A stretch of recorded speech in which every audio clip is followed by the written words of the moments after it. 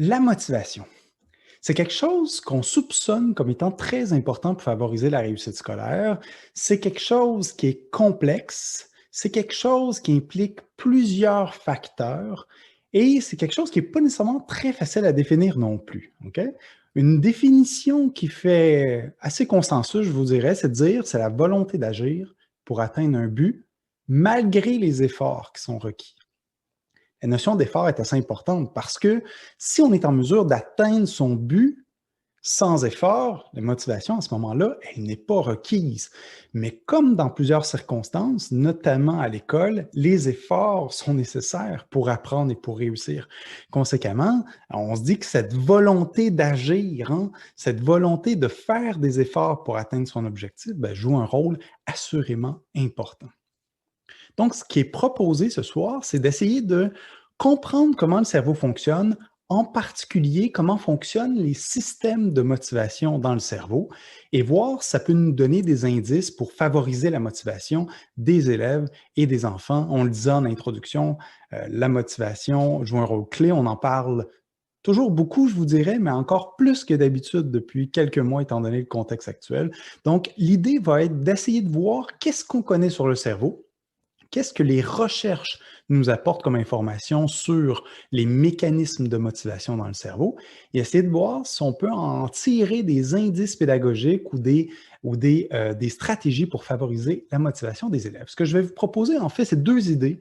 Donc, deux idées basées sur le fonctionnement cérébral, deux idées pour favoriser donc la motivation des élèves. L'un des aspects les plus importants qu'on s'intéresse à la motivation sous l'angle du cerveau, c'est le fait que pour être motivé, pour faire des efforts, le cerveau fait un calcul, fait une analyse. Une analyse, en fait, des coûts versus des bénéfices. Donc, le cerveau essaie d'examiner qu'est-ce que ça va coûter en tant qu'effort, en tant qu'énergie, et qu'est-ce que ça va apporter, donc le bénéfice. Et donc, il s'agit de faire ce calcul-là, et ce calcul va être crucial dans le fait de décider de fournir des efforts ou pas. Donc, vous voyez le lien très fort entre la motivation et cette analyse ou cette évaluation du rapport coût-bénéfice.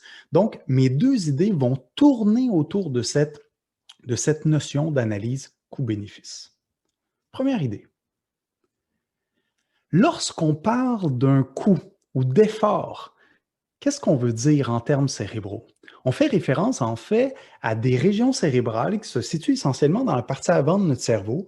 Donc, on a ici à droite deux régions du cortex préfrontal et une région qui est sous le cortex préfrontal, donc à l'intérieur du cerveau, une région qu'on appelle le cortex singulaire antérieur. Et dès qu'on fournit des efforts, ces régions doivent s'activer.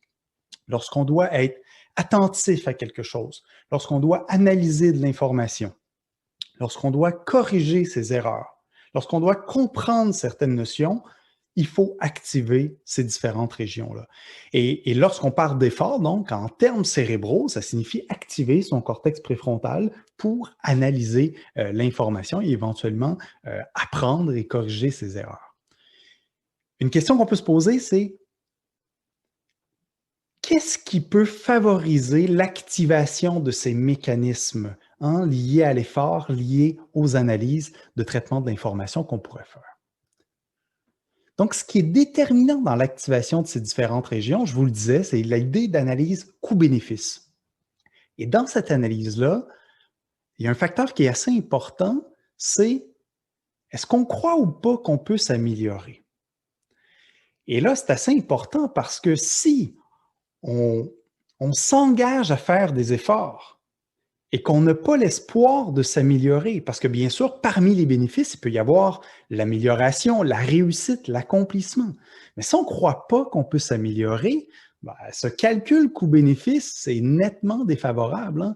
Pourquoi faire des efforts si ces efforts n'apporteront rien? Donc, croire qu'on peut s'améliorer, c'est assez important.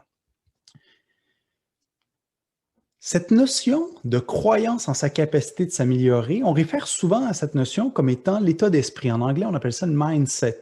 Il y a d'autres termes qui sont utilisés aussi en français, mais le plus courant, je vous disais, c'est l'idée d'état d'esprit. Il y a certaines personnes qui ont un état d'esprit qu'on pourrait qualifier de dynamique, en sens qu'ils croient qu'ils peuvent s'améliorer. Donc, ces personnes-là, lorsqu'ils rencontrent des obstacles, des difficultés, pour eux, ces difficultés-là sont un indice qu'ils ont encore un cheminement à faire. Il y a encore un apprentissage qui est à faire pour s'améliorer, pour bonifier, donc, ses habiletés et ses compétences. D'autres personnes ont un état d'esprit plus fixe. Ces personnes-là ne croient pas en la capacité d'améliorer leurs compétences ou leurs habiletés. Hein? Bon exemple de ça, je vous dirais, c'est dans le domaine des mathématiques. Certaines personnes qui vont dire, moi, les mathématiques, là, j'ai pas la base des maths. Les mathématiques, c'est pas pour moi, je n'y arrive pas, il n'y a rien à faire. Ben, ces personnes-là, du moins dans le domaine des mathématiques, ont un état d'esprit fixe. Hein? Ils croient que le succès ou l'échec dans des tâches mathématiques découle non pas du travail qui a été accompli, mais plutôt de certaines caractéristiques intrinsèques qu'on ne peut pas changer. Et croire qu'on ne peut pas changer, c'est assurément défavorable pour la réussite. Donc, cet état d'esprit joue un rôle assez important dans l'activation des mécanismes dont je vous parlais tantôt, des mécanismes du cortex préfrontal. Here we go!